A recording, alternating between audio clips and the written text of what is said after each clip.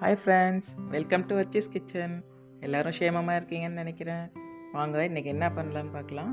Mutton குழம்பு பண்ண போகிறோம். குக்கரை சுட வச்சு ஆயில் ஊற்றிட்டோம். அதில் பெருஞ்சீரகமும் பட்டையும் போட்டு தாளிச்சிட்டேன். அதுக்கப்புறம் கருவேப்பிலை, சின்ன வெங்காயம் ஒரு 15 ரெண்டாக கட் பண்ணி போட்டிருக்கேன். மட்டன் பார்த்திங்கன்னா நல்லா பிஞ்சு கறியாக வாங்கணும். இப்போது 1 டேபிள் ஸ்பூன் இஞ்சி பூண்டு விழுது போட்டிருக்கேன். அதுவும் பிஞ்சு ஆட்டிலையே கழுத்து கறின்னு கேட்டிங்கன்னா அது கொடுப்பாங்க. அது வந்து ரொம்ப சாஃப்டாக இருக்கும், நல்லாயிருக்கும் சாப்பிட்றதுக்கு. அது மாதிரி கேட்டு பாருங்கள் நெக்ஸ்ட் டைம். இப்போது 2 தக்காளி பொடியாக கட் பண்ணி போட்டிருக்கேன். நல்லா வதக்கிடலாம்.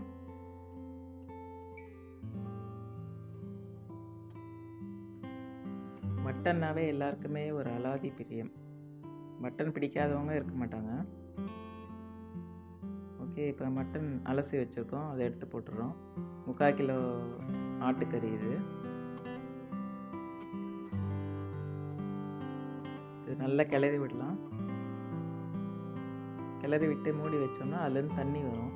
அதிலே கொஞ்சம் வெந்துடும் கறி.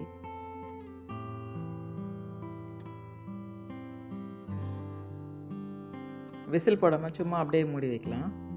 அது தண்ணியெலாம் நல்லா வெளியில் வரும். இப்போ திறந்து பார்த்தோம், எப்படி இருக்குன்னு பாருங்கள். அதில் எவ்வளோ தண்ணி வந்துருக்கு பாருங்கள்.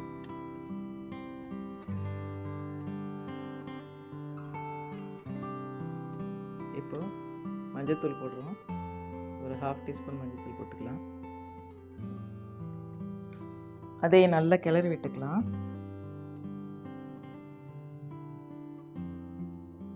கறி பார்க்கும்போதே நல்லா சாஃப்டாக இருக்குது, சாஃப்டாக தெரியுது நல்லா.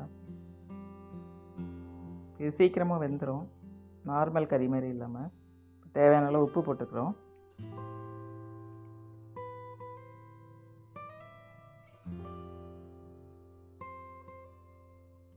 இப்போ குழம்பு மிளகாத்தூள் ஒரு 4-5 டீஸ்பூன் போட்டுக்கிறேன்.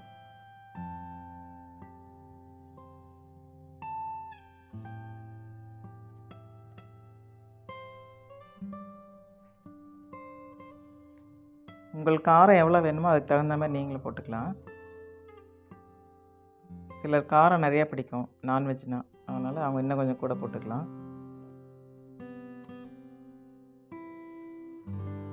இப்போது தேவையான அளவு தண்ணி ஊற்றிக்கலாம். நான் ஒரு 300 ml இருக்கும் தண்ணி ஊற்றிருக்கேன். தண்ணி ஊற்றிட்டு நம்ம வந்து ஒரு கொதி வந்தோடனே குக்கரை மூடி போட்டு விசில் போட்டோம்னா, ஒரு விசில் வந்ததுக்கப்புறம் அது சிம்மில் வச்சு நான் ஒரு 10 நிமிஷம் கழித்து இறக்கிடுவேன். கறி கரெக்டாக வெந்திருக்கும்.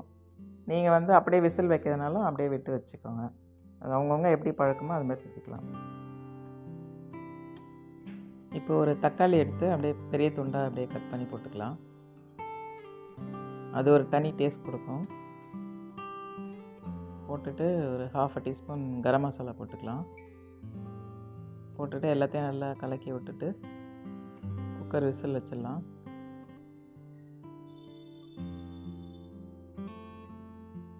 ஒரு விசில் வந்து 10 நிமிஷம் கழித்து இறக்கிடலாம்.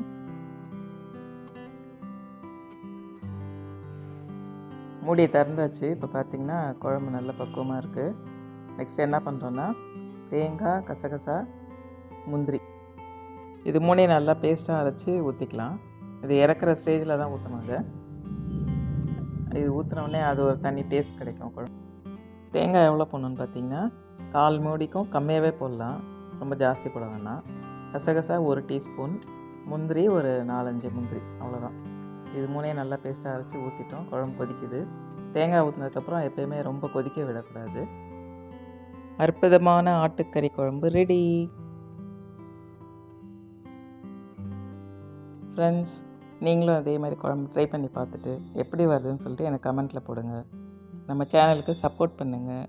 உங்கள் ஃப்ரெண்ட்ஸுக்கெலாம் ஷேர் பண்ணுங்கள். ஓகே, சப்ஸ்கிரைப் பண்ணுங்கள். பாய். நெக்ஸ்ட் வீடியோவில் பார்க்கலாம். பாய்.